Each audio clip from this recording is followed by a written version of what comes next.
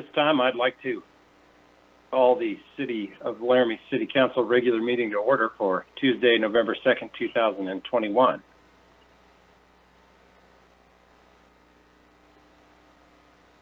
you would, please, I'd ask you to join me for the Pledge of Allegiance, however you're able. I pledge allegiance to the flag of the United States of America, United States of America, to the republic for which it stands, one nation, nation, under God, God, indivisible, indivisible, with liberty and justice for all. liberty and justice for all.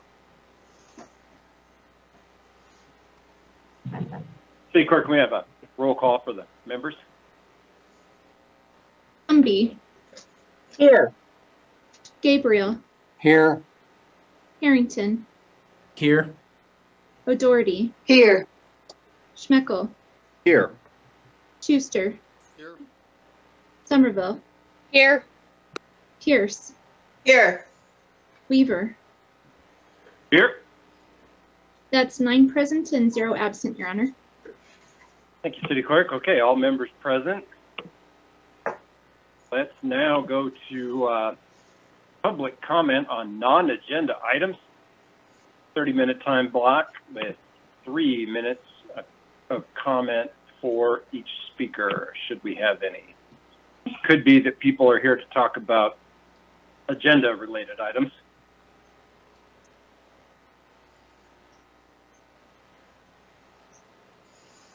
Does appear to be the case. Seeing no hands, go on to,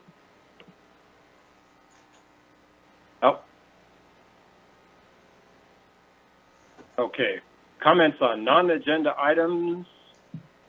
I'm going to ask us to allow Vic and or Debbie Brzezinski into the meeting. And you've got the floor. Welcome. Thanks for making time. All right, thank you. Thank you.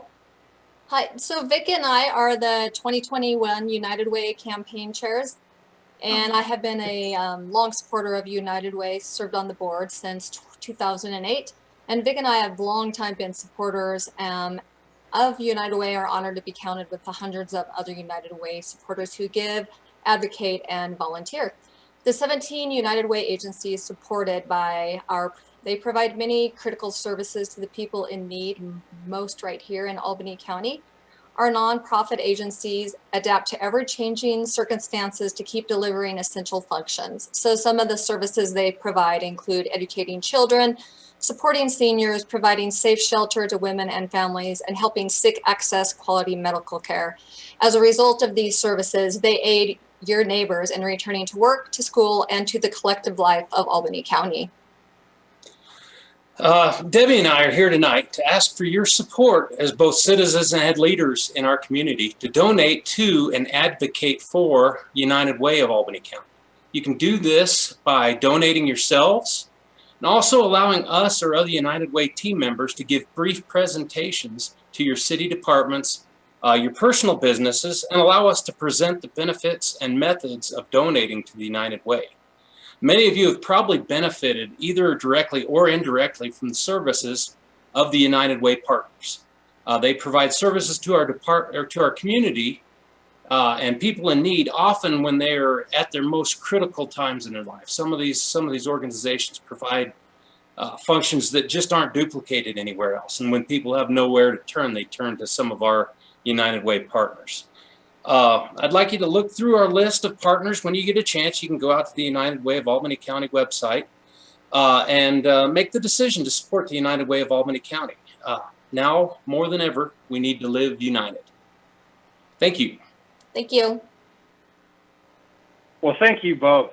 Thank you both, Mr. and Mrs. Brzezinski. We really appreciate that public message and appreciate the way that you've shared it with us here. That was great, and I couldn't agree more with all the things that you said about the United Way agencies and partner agencies. Thank you so much. You bet. Great. Thanks for having us on. Thank you. Let's see. I've got a screen name for Mark. Mr. Mark, if you could just go ahead and state your whole name for the public record, we'd appreciate it, and welcome, and thanks for being here.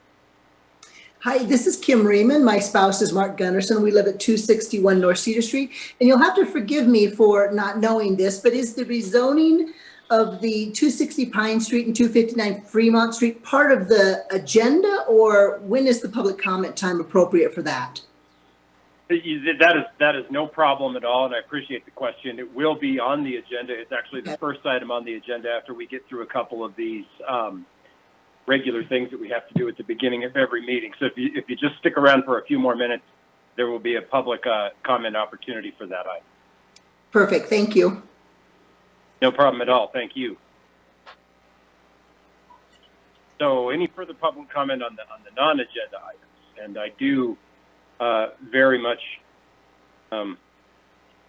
understand that sometimes it's not entirely clear what the city council means when we say agenda or non-agenda items. Agenda items is what comes after, what would you say, Vice Mayor, what is it? Item number 10, it's on your agenda sheet. If it's after number 10, it's on the regular agenda.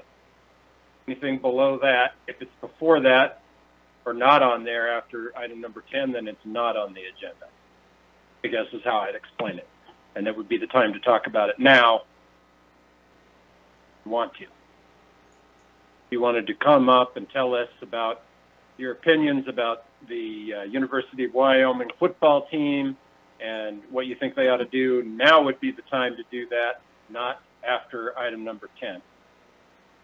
Council Member Schuster is not interested in your opinions about that. I could maybe guess at what they might be. All right. I think we'll close the non-agenda related public comment period for this time because Council Member, City Clerk, I don't see any other hands up popping up right now. Okay. I will support them win, lose, or draw. That is the attitude to have, Council Member Schuster, and I tend to agree with that. I've been to a lot of losing and a lot of winning games for our sports teams, and that's just the way it goes. Okay, that always makes me think. Sorry, Council members, but we do need to start these meetings with some smiles and levity. You know, those comments about sports team loyalty remind me of one of our former council members who could tell you all about it, which was Council Member Stoner, who was a lifelong fan of a team that you may have heard of called the Browns. And, you know, you could learn something from team loyalty from some of those teams like the Browns. Anyway, let's move on to the next item, which is like considerations of changes in the agenda. So I'm going to turn over to the Vice Mayor. Thank you, Mayor. I move that the following change to the agenda be approved. Item 9JA will be changing to a November 10th meeting with just the City Council regarding redistricting and ward boundaries.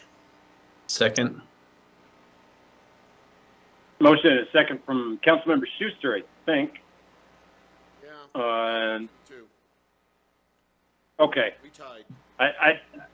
That was the one I heard in the face that I saw, but I also feel like I heard Councilmember Harrington's voice, but we're going to go with Councilmember Schuster. So, all right. Let's have a show of hands or an aye if you're in favor of the motion. Aye. Aye. All right, Vice Mayor, back to you. Yeah, let's see here.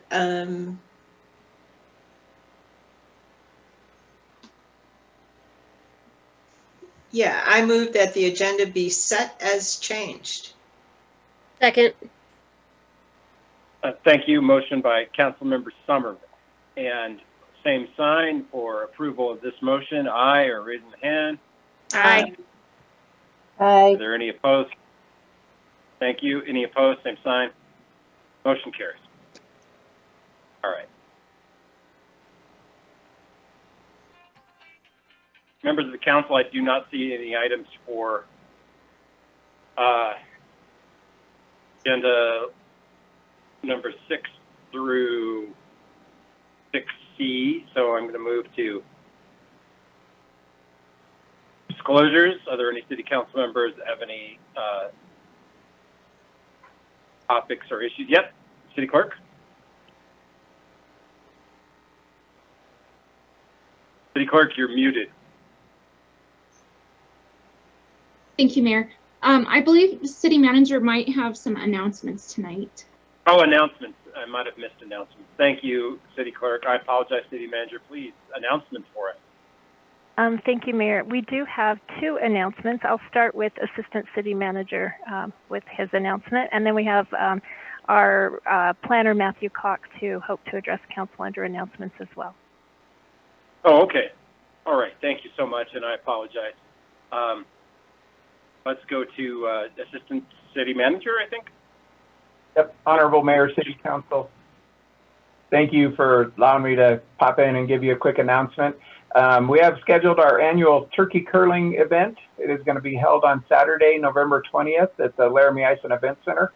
The fee for that event is $25 per team of 4, and it's open to all ages. We'd encourage everybody to sign up and come out and learn a little bit about curling, plus have some fun doing turkey curling again on November 20th, 2021. Thank you. Thank you very much, Mr. Feeser. Had forgotten about turkey curling. Let's welcome our planner, Matthew Cox, for an announcement. Mayor, maybe we should get a city council team. For the turkey curling? You heard it there. Contact Councilmember Gabriel. There we go. For your interest in turkey curling. Mr. Cox, sorry about that. Turkey curling is an important topic, but welcome and thanks for being here. And it's over to you.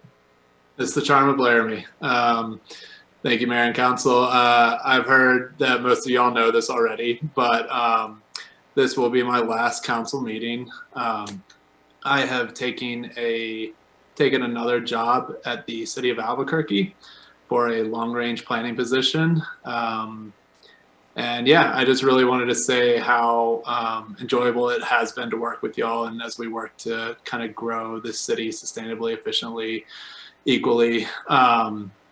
And I do realize it's been a hard couple years, and I think I've seen most of y'all on Zoom most of the time, but I still feel like I've gotten to know y'all, gotten to know the care that y'all give to this community, and yeah, I will very much miss working with all of y'all and excited to see what you do for Laramie in the future. Thank y'all.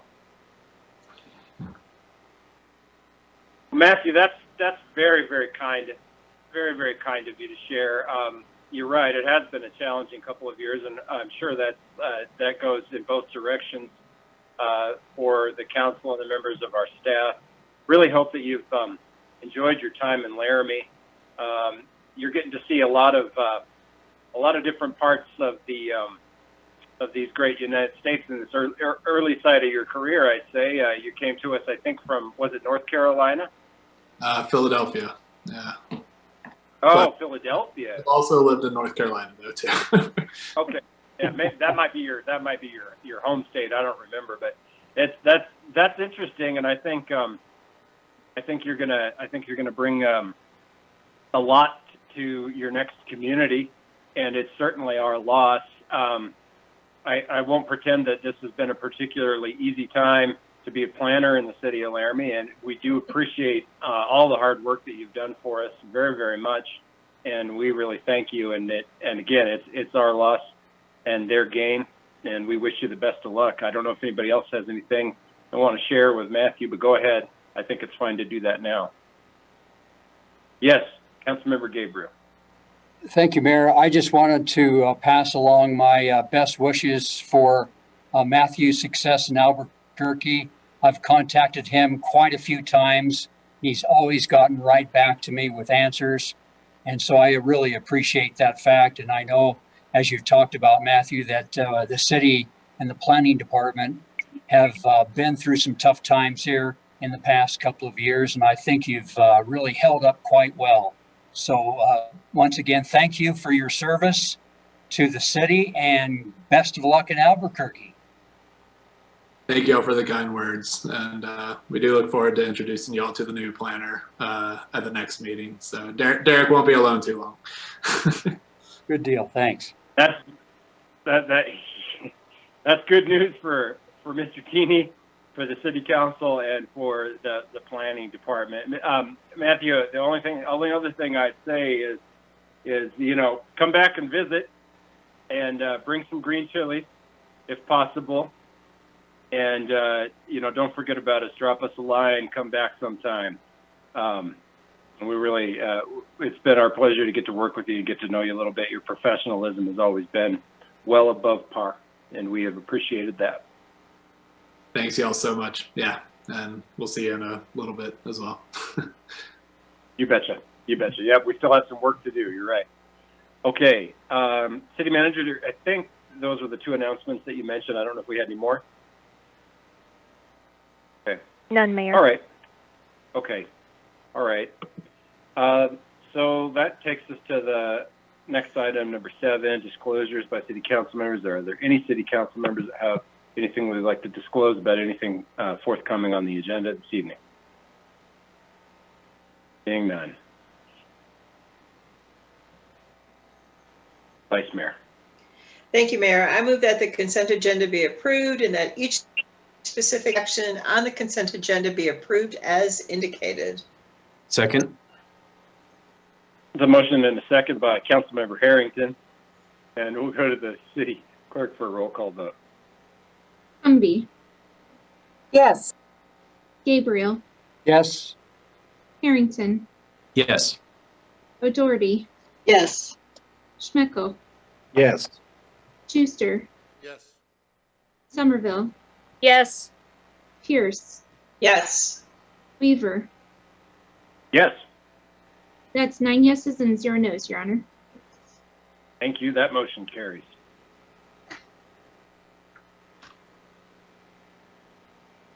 Council members, that takes us into item number 10, regular agenda. First item under regular agenda is item number 11. And I'm going to give the floor now to Councilmember Schmeckel. Thank you, Mr. Mayor. And for the members of our public here with us today, this is a continuation of the second reading of this point. We were time limited at the end of our last meeting on this topic, which means that we hold it over for the first point of discussion for this meeting. But just for clarity's sake, this is really kind of the second reading. So this process, if it moves forward tonight, will continue for one more meeting where there will be additional opportunity for public comment before we pass it in full if it happens to go that way. So with that, I move to approve original ordinance number 2032 on second reading, establishing B1 zoning district for properties approximately 0.82 acres in size, located at 259 Fremont Street and 260 Pine Street, in accordance with findings of fact and conclusions of law, and noting a public hearing was held on October 19th, 2021. Second. Motion and a second from the Vice Mayor. Thank you, Councilmember Schmeckel. I think at this time we would go to planning staff for summary and background. Mayor, Council, thank you. I will keep it very short. Just a few kind of main points I wanted to reiterate early on.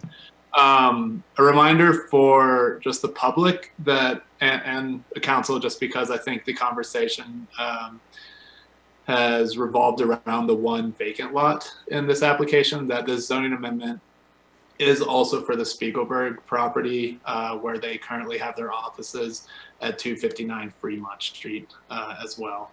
The second is just kind of like a history of studies, plans, everything since 2007 that different members of council have voted and approved on. And those plans call for zoning amendments, code changes that help us start to combat our housing challenges within Laramie. And zoning these properties is exactly what those plans call for. They would allow for a residential type of development that we are calling out for in the comprehensive plan, the housing study of 2015, our most recent housing studies for the Thrive Laramie, as well as the Thrive Laramie Economic Development Plan. Also, I do want to point out that within the Thrive Laramie housing study, this lot in particular, this exact lot, the vacant one at 260 Pine Street, has been called out and shown as a rendering of what could be on this lot if the dimensional changes were correct for a development. And in that rendering, it does show 12 different units. It would have 6 townhomes and 6 accessory dwelling units there,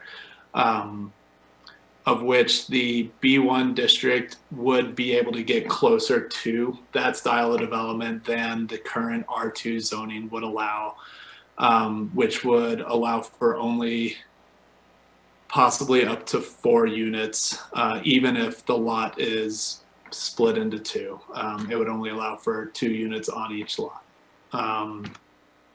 The other side is there's been a lot of, or another point is that there's been a lot of conversation from people that have called me in the office, as well as the public that has spoken here at the meeting about the historical nature of the West Side. And you know, from staff's point of view, we do know just from observing that the West Side is our most dense neighborhood as a whole within Laramie. And I wanted to kind of make sure I got some numbers that back that up. And I do want to point out that the West Side originally platted did have 21 units per block all over the West Side. Right now, the block that is in debate, specifically the vacant block at 260 Pine Street, only has 13 units on it. There are other blocks within the West Side that have apartment buildings and different little kind of cottages that make up to 24 units per block. And so to say that, you know, a more heavily residential area or something that has more units on it than, let's say, single family homes or a couple cottages or something like that is out of line with the West Side is just not historically accurate for this location. As well as that we did see commercial uses spread throughout the West Side. There used to be a tannery and an ice house, and the whole UP industry used to be on this side. And so the ability to even retain something like the Spiegelberg office to allow it to continue to be, whether that's a commercial building for a contractor or even something, you know, more sensitive for the neighborhood, but continuing the idea of having a one-off businesses around this neighborhood is in line with the West Side. But here to answer any questions, and thank you so much. All right, thank you. Council members, I'd like to do a quick check with you about your preference. Would your preference be to go to public comments now and reserve our follow-up questions for staff after we hear the, okay. Yep, I see a lot of nods. So I think we'll do that. And I would just ask, and this is simply just a request, obviously the public comment period is open the way that it always will be. We did hear a considerable amount of public comment about this at the last meeting. It was one of the reasons that we had to extend it to this meeting, which is fine.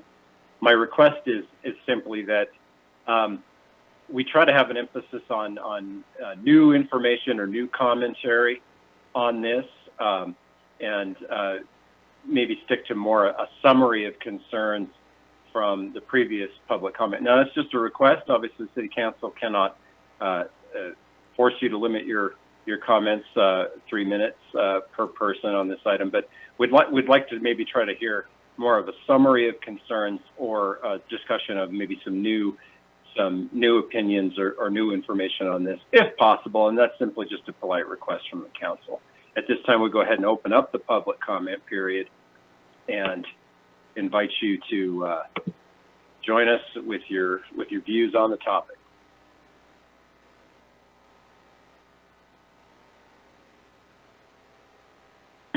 Yes. You have a hand, and I know that the screen name is not right. So just go ahead and introduce yourself for the public record, and you've got the floor. Yeah, well, thank you. Again, this is Kim Reeman. Mark Gunderson is my spouse. We own the property at 261 North Cedar Street, which is directly across the alley from the vacant lot that has been referred to. And I want to thank Matthew for the comments about the history. I was not aware of some of that. In any case, I hope that the decision that the council arrives at will really add value to the community as a whole and the properties that are immediate around the two areas that are being considered for rezoning. I'm not confident that changing the zoning adds value for the property owners that are currently here. The other thing I guess I would reiterate is just the height in having apartment complexes that might tower above all of the surrounding homes. In my opinion, that doesn't add value to the current properties that are here already. So thank you for your consideration and taking those of us who live in this area, this neighborhood, our thoughts and concerns into consideration. Thank you very much, and thank you for your comments and for taking time out of your evening to be here and your patience in waiting for your opportunity to weigh in on those items. We appreciate it very much. Let's now see if we have additional public comment on this item.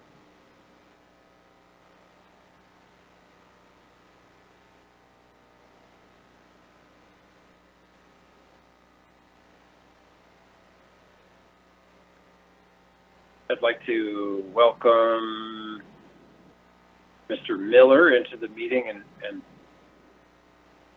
provide the floor. You have the floor, and thanks for being here. Go right ahead. Thank you, Council. As far as I'd just like to address some of the concerns that they've brought up.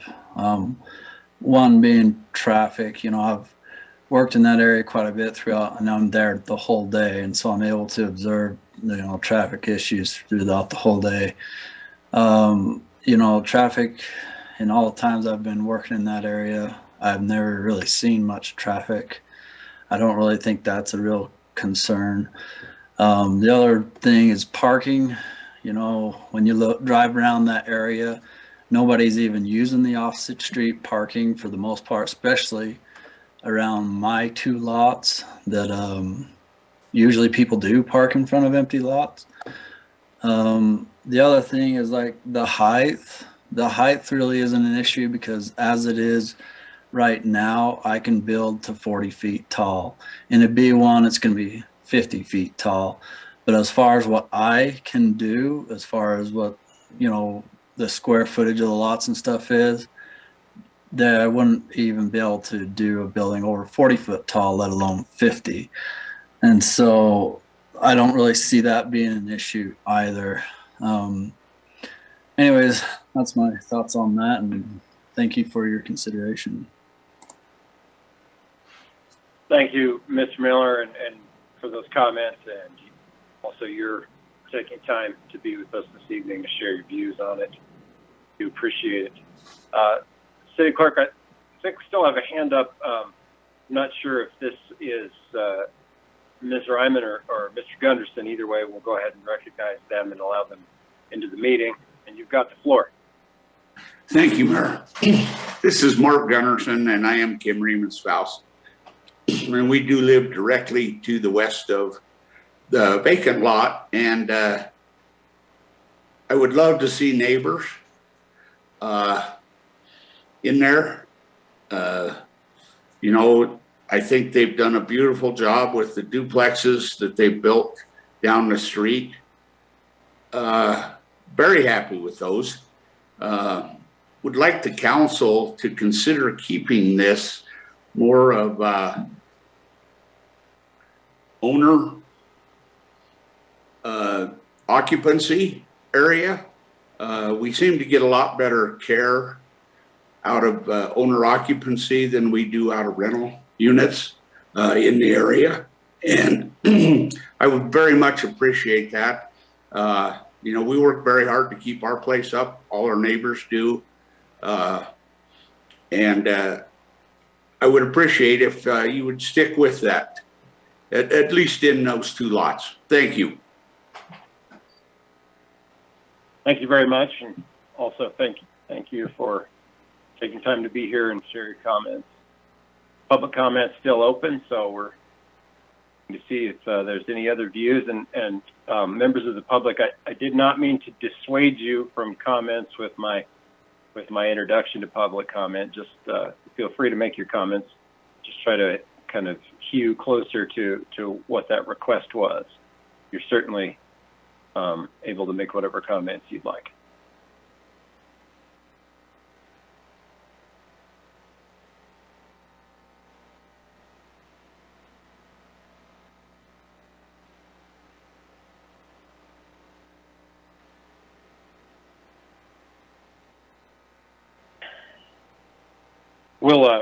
We'll go back for a public comment after some council discussion and questions of the staff too, just to make sure that everyone has an opportunity in case they think of something. So council members, I'm going to suspend public comment on that for just right now and go to you for discussion and questions for the staff.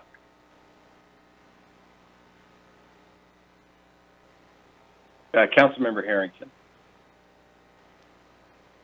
Thank you, Mr. Mayor. I'm curious if the staff knows. I've been trying, I guess I've been weighing, just for point of context, been weighing this pretty heavily, maybe more recently because of the lot, the Spiegelberg lot. And, you know, I do wish there was some representation from that lot present at these meetings as well. I think that would be helpful for me and maybe the other members of the council to hear from. But one of the things that I'm considering is, you know, in the last meeting, I'm gonna throw back to some public comment from the last meeting.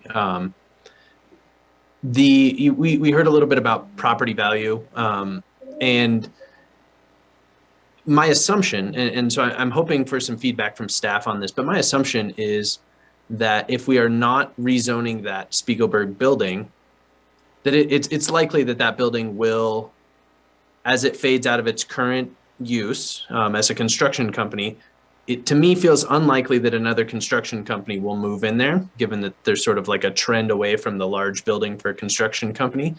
No longer being in grandfathered use, that building is unlikely to ever see any new tenant or rehab to be in an R2 zone. So I just think practically rehabbing that building to be R2 compliant as a residential unit is just probably never gonna fly financially for a developer. So I'm curious if planning thinks that that's the case, and then also if they have any sort of estimation in what a vacant building does in your neighborhood, especially a large vacant building that occupies, you know, a block of frontage nearly. I think what that does to surrounding property values.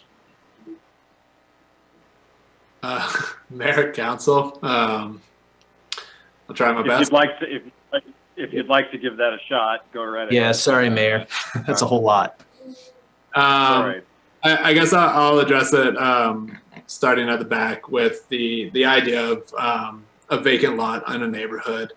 I mean, this is, I'm sure most people have heard of the broken window syndrome, and that as soon as you have one vacant or dilapidated building on your block, that can start spreading to other places.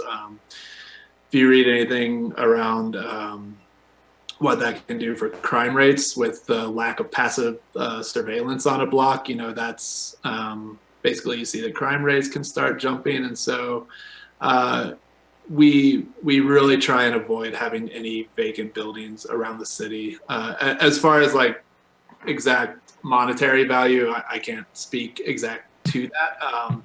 But as far as the Spiegelberg building retaining an R2 zoning district status, that does make this building much more difficult to retrofit to a use that would be permitted or even conditionally permitted within the R2 district. Currently, you're kind of relegated to, or that building would be relegated to residential, of course, and most likely would have to go through a variance to allow for things like landscaping and parking not to play a factor, because it would require buffer zones that are just not there, as well as just demolition of parts of the building. The other side is you could conditionally possibly turn it into a restaurant, maybe, if we're dreaming big, but that also requires a full retrofit of a commercial kitchen and the inclusion of parking spaces. And so right now, half the building is being used as office as well as essentially storage for these contractors, and allowing them to go to a B1 zoning district to a use that would be permitted, that allows them the capability of staying within those use level changes that I think a lot of council heard us talk possibly back in like the DC zone district changes, and allowing for that to not go through a full site compliance that would be required in a type 3 site plan.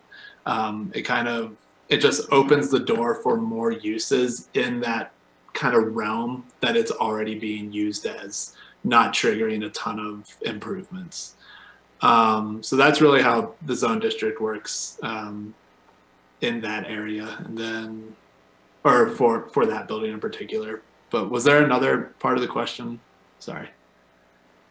Councilmember Harrington, go ahead with any restatements or follow-up. Yeah, thank you, Mr. Mayor. I think, Matt, you got to everything just fine. Yeah, the other question was really about its desirability for a developer if it stays R2, but I think you addressed that, so thank you. Thanks, Mr. Mayor. You bet. Council members.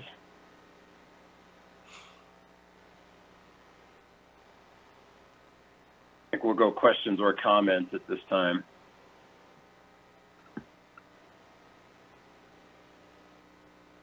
Councilmember Harrington, go ahead. Thanks, Mr. Mayor. Yeah, if nobody else has a first time, I will just take a chance to make a quick comment. You know, I think I counted votes as we discussed this 2 weeks ago.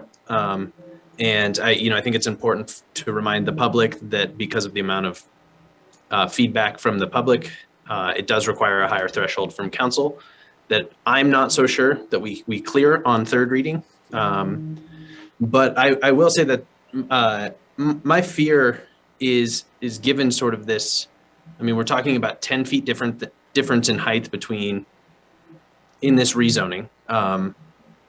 And so what I've been trying to weigh is it's unlikely that 10 feet happens.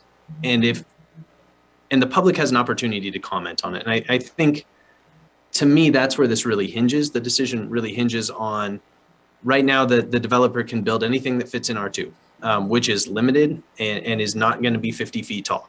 And I think practically and by code, but I think the opportunity for the public to comment and the Planning Commission to apply conditions to a redevelopment through the conditional use process through the Planning Commission, I think that is a unique opportunity that the B1 zoning change would allow for this residential use. It's always kind of a challenge. Councilor Somerville has said before, it's a challenge when you rezone because you sort of don't have control after you rezone, right? So, and we all know that, and it's why we toil over these decisions. But that check of the Planning Commission, I do think is a powerful thing for the folks that live near this lot to be able to to have a more substantial conversation with the developer when there are actual plans. I will understand however this goes. I mean, this is not an easy decision, and I'm still, to be honest with you, Mr. Mayor, pretty unsure about how I vote. For several reasons, but I would say I think that the B1 zone is the B1 zone with that conditional use is really the advantageous part for me. And then keeping that property across the street that is a part of this rezone that we just have not had much conversation about. Keeping that cool old building filled. I think that's something we should all consider as well, because that could have sort of a rippling effect through the neighborhood, as we just heard from planning. Thanks, Mr. Mayor. Thank you. Any other council members before I go to the public?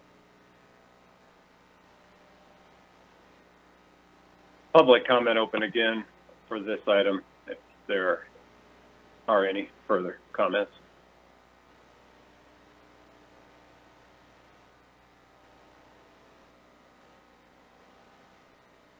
Yeah, I'd like to recognize Mr. Henderson.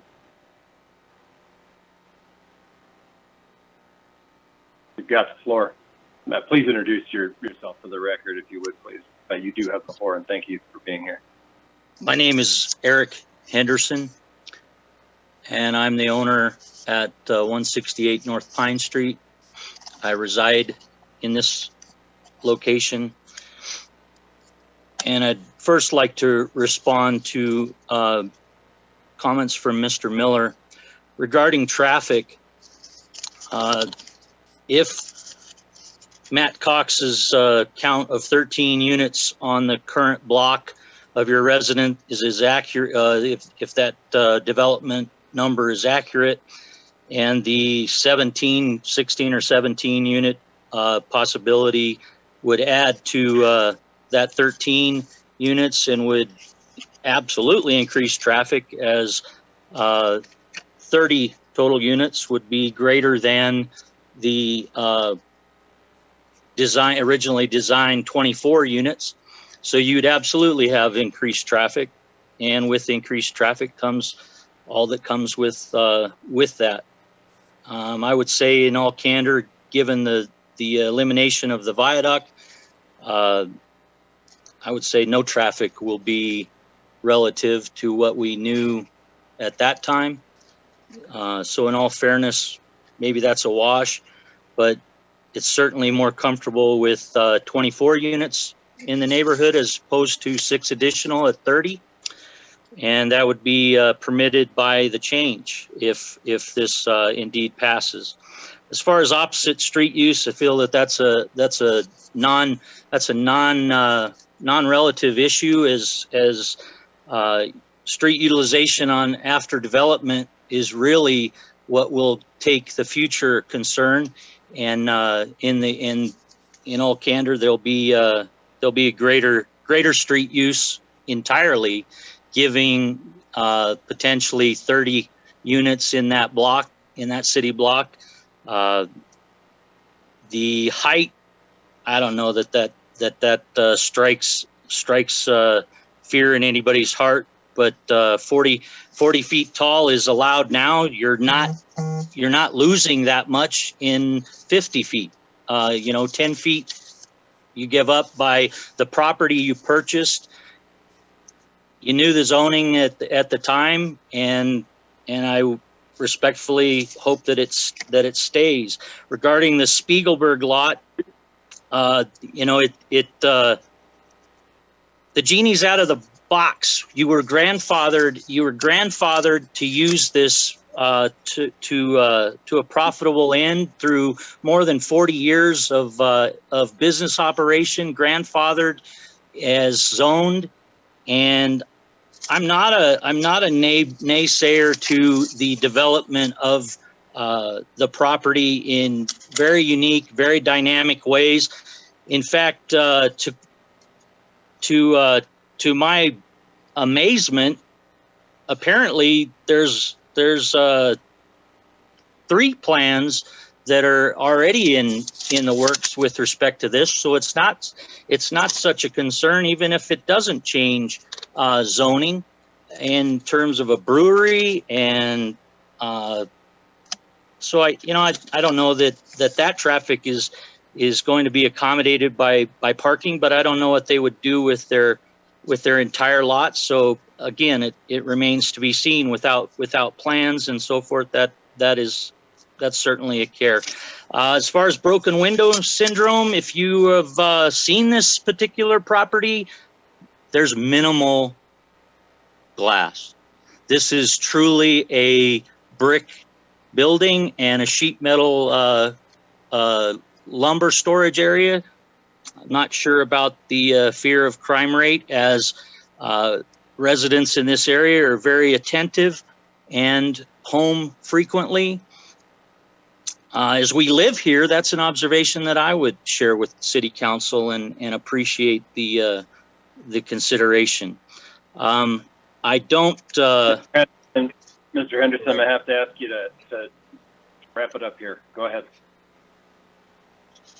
My last comment is that you have some procedural stuff. As I visited after the 19th of October meeting with City Planner, Planning Office, I was told by Derek Tieran that it's not his charge to be concerned with resident comment.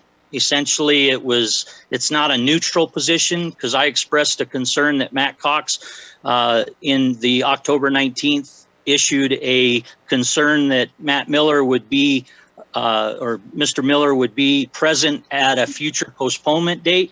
And I felt that that was advocacy for the applicant as opposed to residents. And I just expected neutrality. I was slapped down very sternly that it's not the charge of the planning office to be anything but an expert.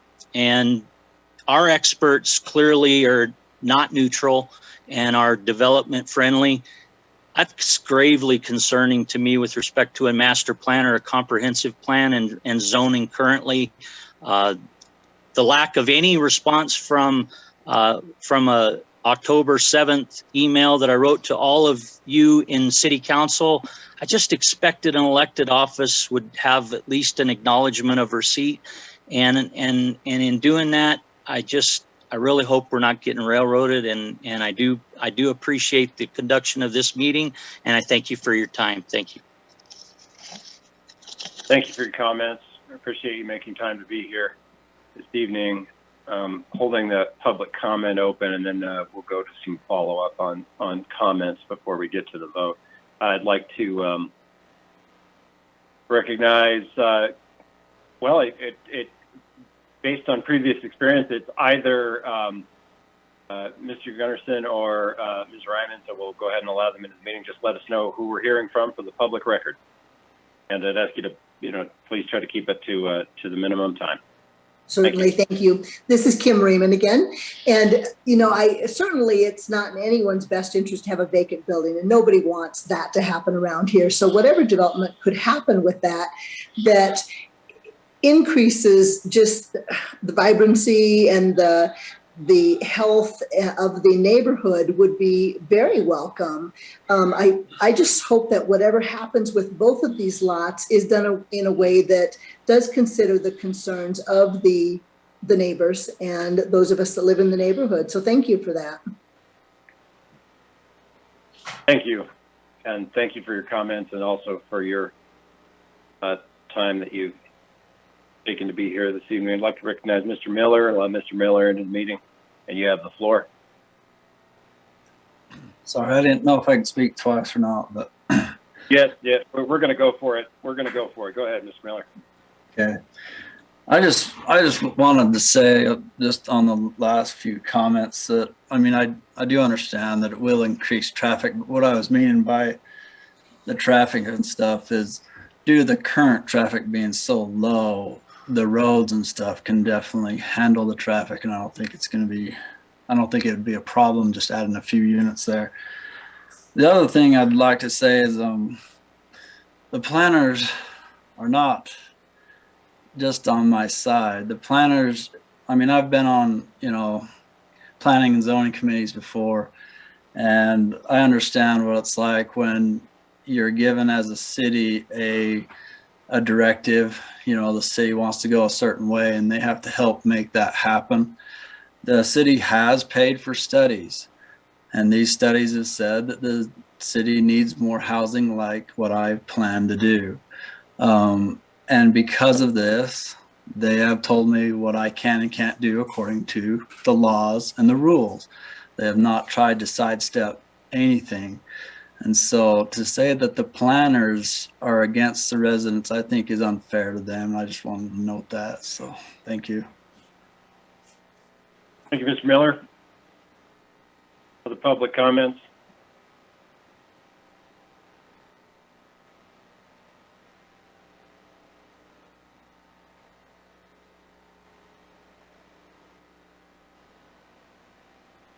Recognize, I'll just take a guess here, Mr. Gunnarsson.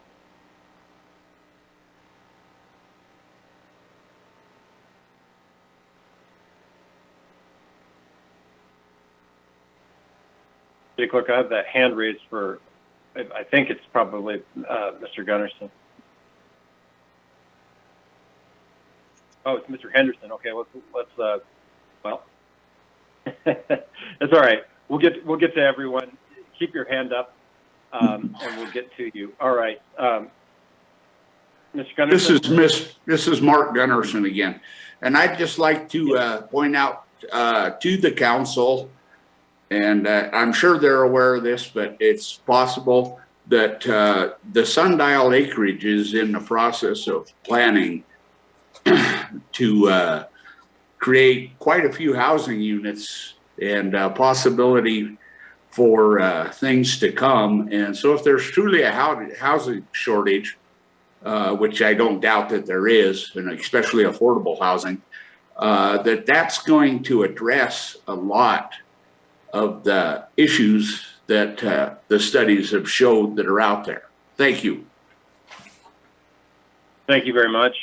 Appreciate your comments. I'd like to recognize Ms. Chapman. Let Ms. Chapman into the meeting, and I see that she has joined us. I will turn over the floor. Go right ahead. Okay. My name is Wendy Chapman. I wanted to make a couple comments after Councilman Harrington's questions. I think you mentioned the vacant lot. As far as I know, that vacant lot hasn't been any problem. The broken window syndrome doesn't seem to be a problem in our neighborhood. And also, as far as the rezoning, there is the 10-foot difference between the two, but that's not all. It's also the number of units. So the requested zoning would also increase the number of units, which also contributes to traffic and parking. On the note of traffic, our traffic isn't really bad right now, but we like it that way. We don't want it to increase. As also the parking. The neighbors seem to be happy with the way things are right now, as you can probably tell. Thank you. Thank you very much. Appreciate those comments.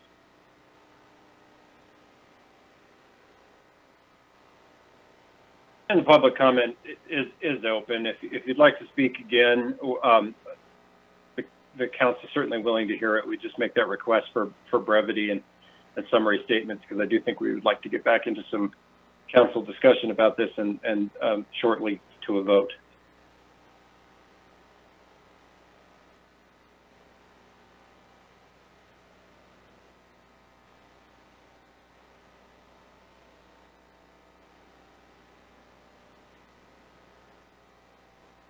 Yeah, we'll recognize Mr. Henderson for another time. Mr. Henderson into the meeting. You have the floor. Thank you again. My name is Eric Henderson. I reside at 168 North Pine Street. My last entry to this conversation tonight regards procedure.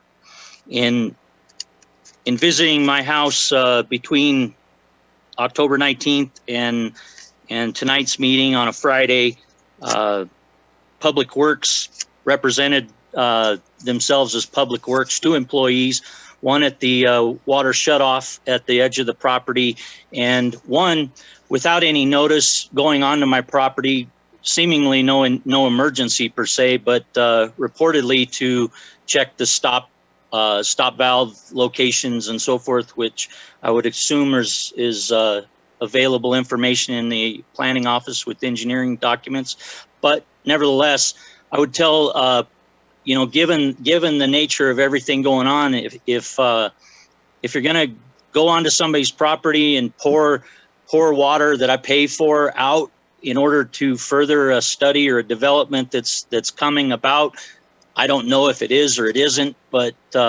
procedure with the city of Laramie is of the utmost concern to me, as I stated in the last meeting, procedure matters with respect to postmarks after meeting dates and errors and omissions and that type of thing. I would say, please respect owners' rights. I mean, if you're going to enter property, I would expect to get notice, especially in COVID days.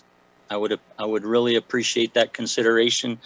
And you know, I to Mr. Miller's comment regarding unfairness, I simply state fact of what I was told in conversation with Derek Tieran, and I respect his expertise. I just don't want that judgment here over the interests of property owners within 300 feet and surrounding areas. Thank you. Thank you very much.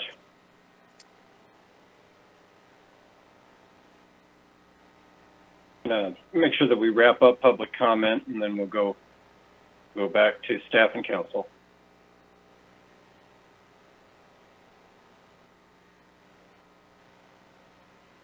Real close public comment. For the council, without objection, I'd just like to make a statement along the lines of council response. I certainly don't speak for individual members of the council, but I would like to say this. As a member of the council, when I receive a number of public comments past a certain threshold, it begins to be an issue of trying to find a way to best utilize the time to respond and engage with members of the public. And so after a certain point, I anticipate that there will be a need, both a need and of course an opportunity to address comments in a meeting towards members of the public, as opposed to individual replies to emails. And you know, there may be merits to the individual response to the email, but I think sometimes it might be more useful for members of the public to just hear those comments live and directly during the meetings. And depending on the level of input that we get from members of the public, that helps me to inform that decision. There are drawbacks to any of those approaches, and certainly not everyone is able to make the time to be at meetings either physically in the chamber or on Zoom when we're actually having the meetings, and it's just difficult to try to gauge what the best way to get in that response and that communication to members of the public is. It's not something that should be interpreted as a failure to recognize those. But we always appreciate the feedback, and that helps us to do a better job and to figure out how we'd like to approach those things in the future. I saw, Mr. Cheney, you were looking for recognition, so I'd like to turn it over to you. Mayor, Council, thanks. I just want to provide some clarity to Mr. Henderson's comments. In my conversations with him, I did explain our job is not to be neutral in the positions that we provide. We are charged with providing council and planning commission recommendations based upon the laws, the codes, and the plans that you as a council approve. And so I want to be clear that that's where that neutrality comes from. We consider all aspects of every single project that comes through here. As the applicant noted, we spent significant amount of time with them explaining the different potential options, what those options might mean, and how those fall within the rules and the regulations in which you've adopted. And so, just to be clear, our office isn't neutral when it comes to our recommendations. We're here to provide you a guidance based upon the rules that we have in place. And so I feel like that's important to note for the council, so that you can hear that from me. So that's understood, Mr. Cheney. Mr. Cox, I see that you have raised your hand. Go right ahead. Mayor, Council, thank you. I just want to address one comment that was made, and one that I have continually heard even as I go out to dinner in Laramie. This idea that a brewery is going into these locations. Just be on the record, within the R2 and B1 zoning district, A brewery is considered a wholesale business of which is not permitted nor conditionally approved within the R2 or B1, making it pretty much impossible to have a brewery in this location unless it changes to a whole nother district other than B1. Just heard this rumor a lot and wanted to squash it. All right, thank you, Mr. Cox. Council Member O'Doherty, and then I'll go to Council Member Somerville. I think Councilor Somerville had her hand up first. I'll lower. Oh, all right, thank you. Thank you for yielding. Council Member Somerville, I didn't see you in the order that hands were raised. Go ahead. Mayor, I actually will let Councilor O'Doherty go because I'm going to call the question. So I'll let her go first. Oh, all right. Okay, I just wanted to address Mr. Henderson's concern that he didn't hear from every member of council when we got his letter, which wasn't an email. It was email from our clerk, so we can't just respond. But I talked to Ward 1 councilors who, it's my understanding, had multiple meetings with West Side neighbors. So I figured his councilors were communicating with him. And I'm Ward 3, so I wasn't that directly involved. Thanks. Thank you, Councilmember O'Doherty. And before I recognize Councilmember Somerville, I might suggest saving us the time to go to the procedural vote because I sense that the council's ready to vote. Yeah, maybe just save us a couple of seconds. Council, if you'll allow it, just because I do think it's important. You know, we do try to avoid getting into debates about the motivations behind staff recommendations. I think something that is often frustrating for our staff, our citizens, and we certainly include ourselves as members of the council in that group of citizens for Laramie. We have zoning and code, and then we also have a policy that we adopt when we adopt economic development considerations and housing plans, which we adopt as goals. And there are things outlined in those which we broadly support. Where the challenge can come in is in the particular application of those. And this is a perfect example of that. We have overall policies to try to facilitate and increase the amount of housing and maybe certain kinds of uses throughout Laramie. And we generally support those. And the feedback so far since the adoption of the Thrive Plan has been general support for those. But then sometimes they run into particular neighborhood and citizen concerns. And so the staff brings us suggestions and policies that are in line with overall goals that we've adopted.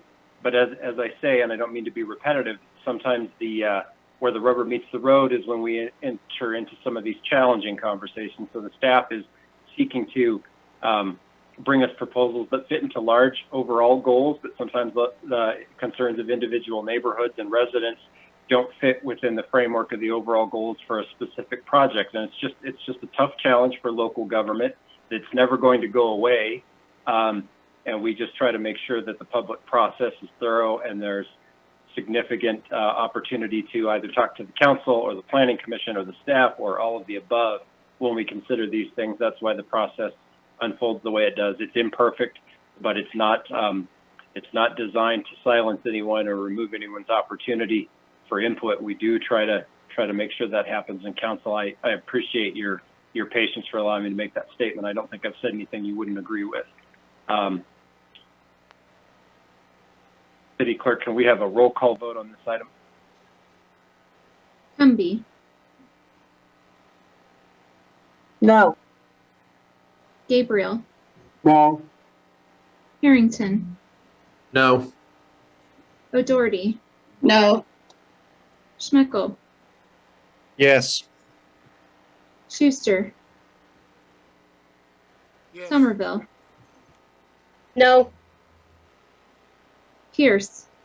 No. Weaver. No. That's 2 yeses and 7 noes, Your Honor. That motion fails. We'll now move on to the next item, which is item number 12. I'd like to recognize Councilmember Schuster. Thank you very much.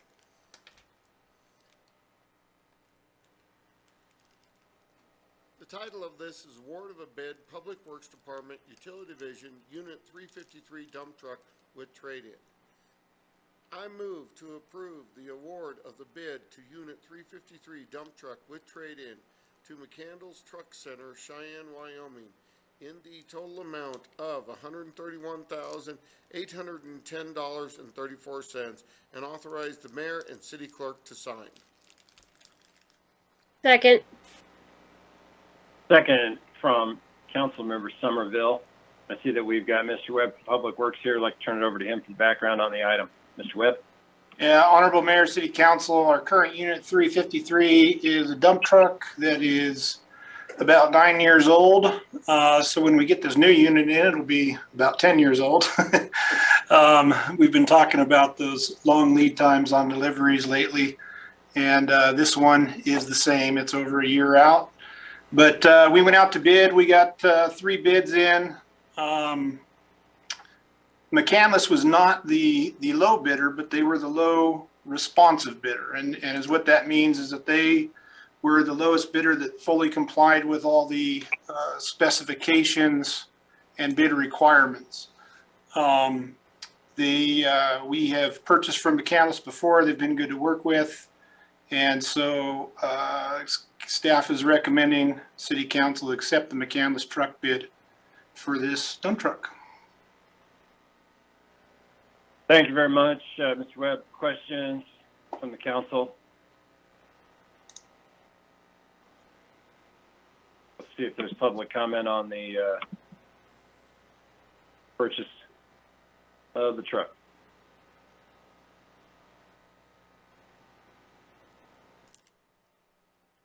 I think now I'll take it back to the council briefly. Clerk, can we have a roll call vote? Somerville, Yes. Schuster, Yes. Schmeckel, Yes. O'Doherty, Yes. Harrington, Yes. Gabriel, Yes. Cumby, Yes. Pierce, Yes. Weaver. Yes. That's 9 yeses and 0 nos, Your Honor. Thank you, City Clerk. That motion carries. That takes us into the next item, the agenda, item number 13. I'd like to recognize Councilmember Harrington. Thank you, Mr. Mayor. I move to deny Resolution 2021-64, certifying Planning Commission action regarding a comprehensive plan amendment to amend the future land use map 3.2 of the 2007 Laramie Comprehensive Plan from auto urban residential to suburban commercial, an approximate 0.82 acre property located at 259 Fremont Street and 260 Pine Street. Second.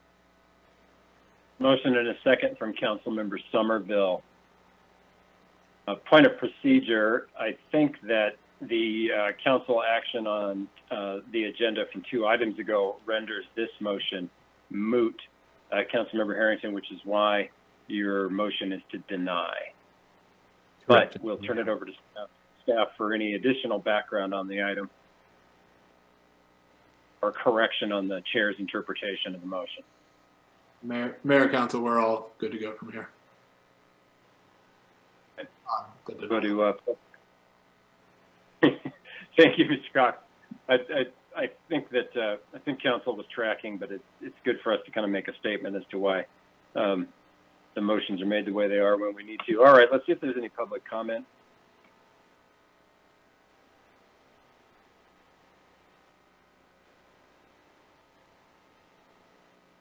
Seeing none, we'll go back to the council. Oh, wait, public comment. I'd like to recognize, and again, I'm not sure because we only have the screen name marked, but it's probably Mr. Renner or Mr. Gunderson. Either way, you've got the floor. Just let us know who we're hearing from. This is Mark Gunderson, and I'd like a point of clarification as to what's going on right now as far as this second motion, please. Sure, Mr. Gunderson. What's happening at this point is the council is considering a motion to deny this comprehensive plan amendment to the future land use map, which is sort of our guiding document for long-range planning. And the major factor behind that is the council has voted down the change to the zoning that was considered in the first item, the item that you spoke to, and several other members of the public spoke to previously. Thank you. All right, thank you very much. And that was a perfectly understandable question. Council, Council, I'll go to public comment just for another moment or two.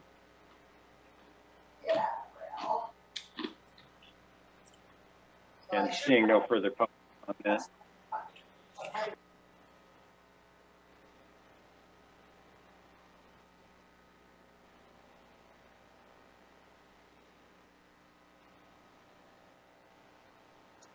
Point of clarification.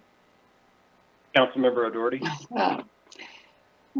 So the motion is to deny. So by voting for the motion, we are denying. Thank you. That is correct.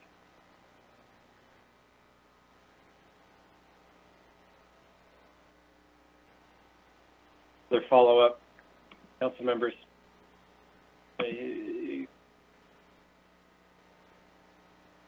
Seeing none, having seen no further public comment, we'll go to the city clerk for roll call on the item.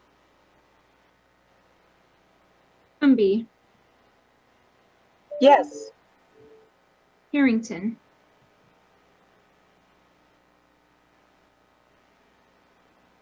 Sorry, Harrington. Looks like his screen froze. Okay, we'll come back to him. Gabriel. Yes. O'Doherty. Yes. Schmeckel. Yes. Schuster. Yes. Somerville. Yes. Pierce. Yes. Weaver. Yes. Harrington is still frozen, it appears, Mayor. So that's 8 yeses, 0 no's, and 1 frozen. Yep.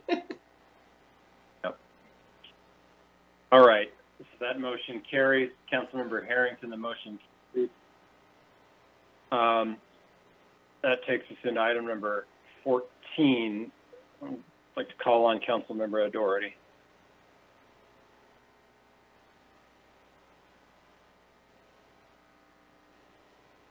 I'm sorry, I was just picturing the minutes. So I move to approve original ordinance 2031, amending table 15.14.040-3, off-street parking standards of Laramie Municipal Code, as recommended by the Planning Commission and amended by City Council on second reading, in accordance with findings of fact and conclusions of law, and authorize the mayor and clerk to sign the ordinance. Motion and a second from Councilmember Harrington. I'd like to go to Mr. Keeney from Planning for background. Mayor, Council, thank you. This is third reading of the ordinance related to parking and housing. As a reminder, the council at second reading did amend the ordinance. That information is included in your packet as it was amended. Essentially, the change modified the parking related to multifamily dwellings. So basically creating a situation where over a certain amount of units, the parking drops, but there's more parking for anything under the 16 units that are provided. And so aside from that, the ordinance remains as recommended by Planning Commission and staff, minus the amendment. And really, aside from that, I don't have anything else to necessarily present on, but would be happy to take any questions. That's all I have. Thank you.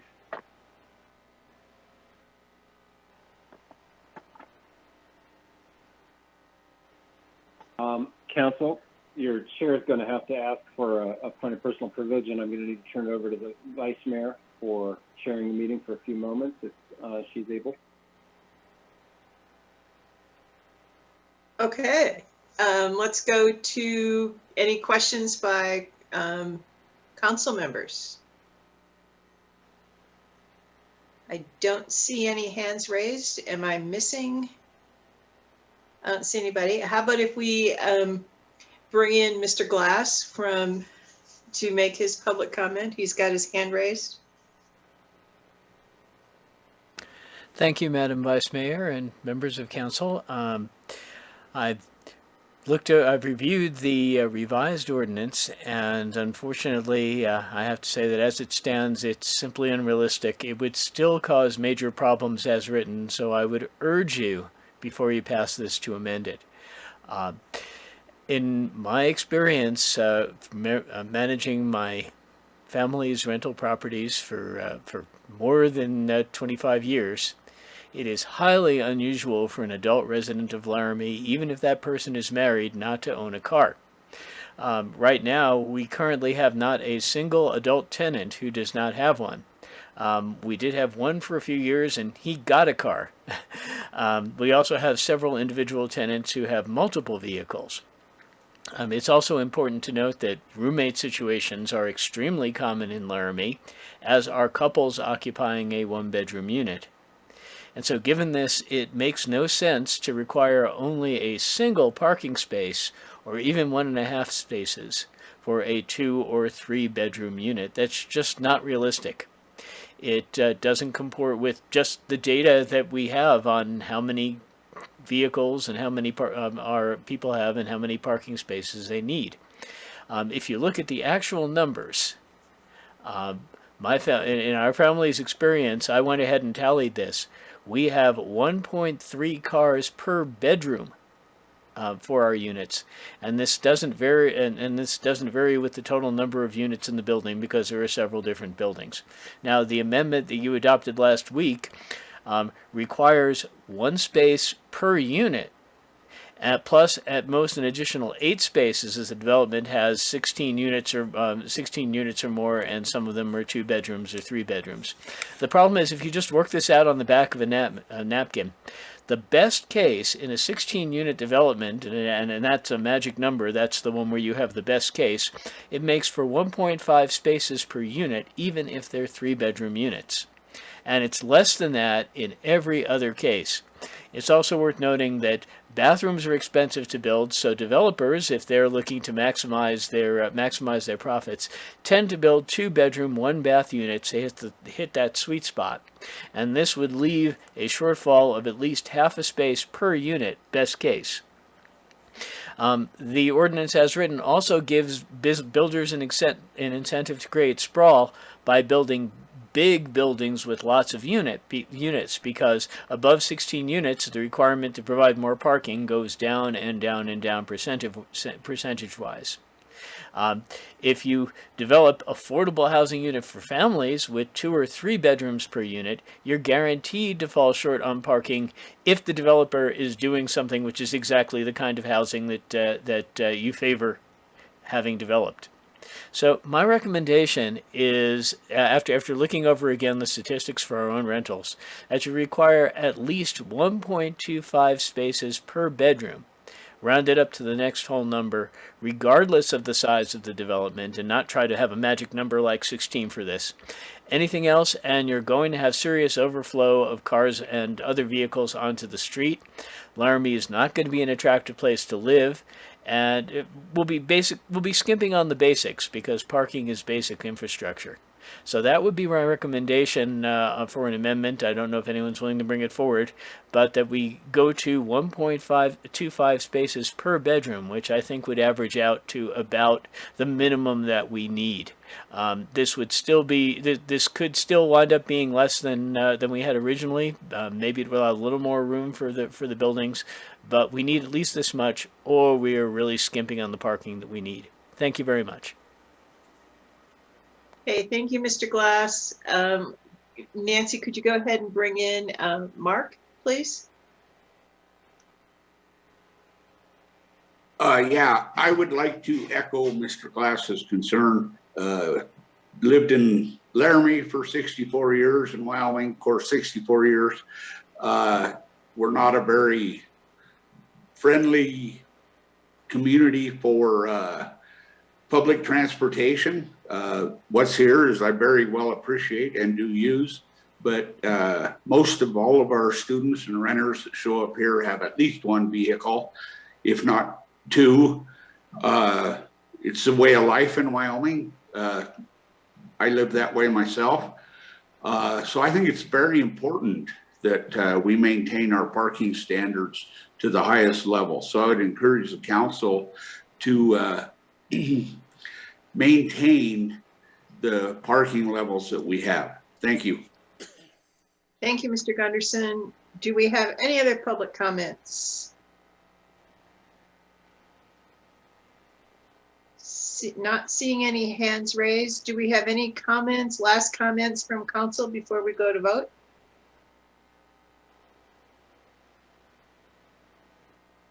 I don't see anybody. City Clerk, can we do a roll call vote, please? Gumby.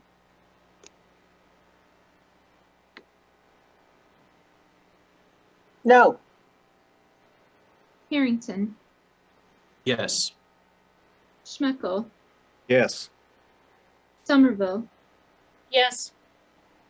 Gabriel. Yes. O'Doherty. Yes. Schuster. Yes. Pierce. No. Weaver. Absent. That's 6 yeses, 2 noes, and 1 absent, Your Honor. Thank you, City Clerk. Moving on to item number 15. Do we have any public comments? Just give it a little bit of time.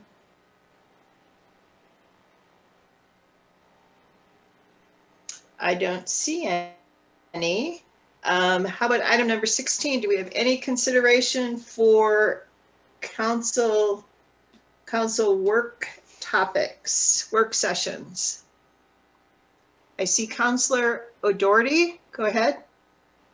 I think the Council on Disabilities would like to talk to council sometime, so I was wondering if we could schedule a work session to hear from them for suggestions about Laramie. But that might not be the case until you have your meeting on Thursday. Is that right, Councilor Cumby?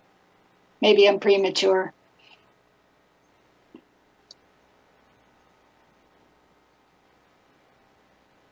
Excuse me, I have multiple windows open, and if my cursor's in a different window, I can't speak. Our meeting on Thursday brings on a new member, and we're just kind of starting up. So I would say it's a little bit premature, but I think our next meeting should plan on that, and then a month or so from now, we might be able to do that. I think right now we need to do a little bit of meeting first. I withdraw that request until the council's met. Thanks.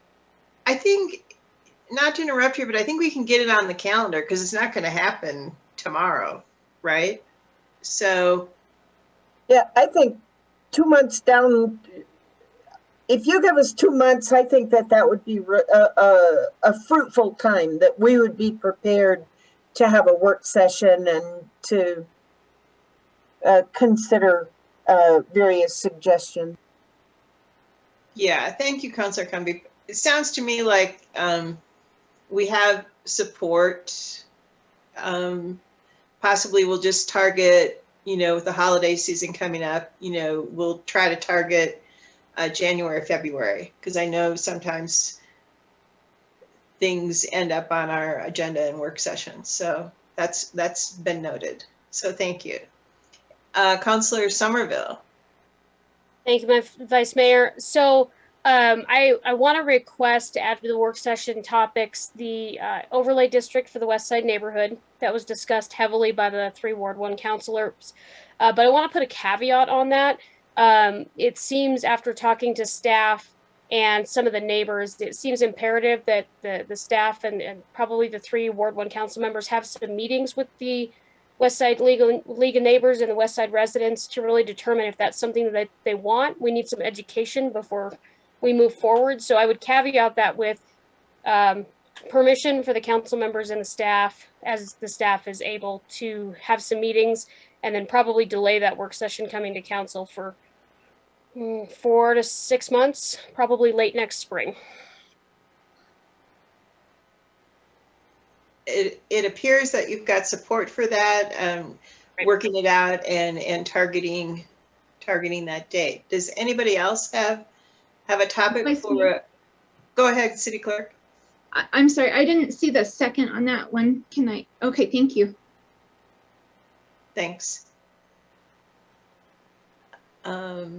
Anybody else for work session topics? Got a couple good ones in the queue. So anybody else?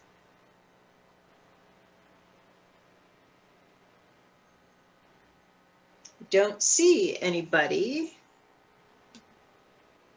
So back to the agenda. I would like to call on Councilor Schuster. Thank you very much, Councilor Pierce, Vice Mayor.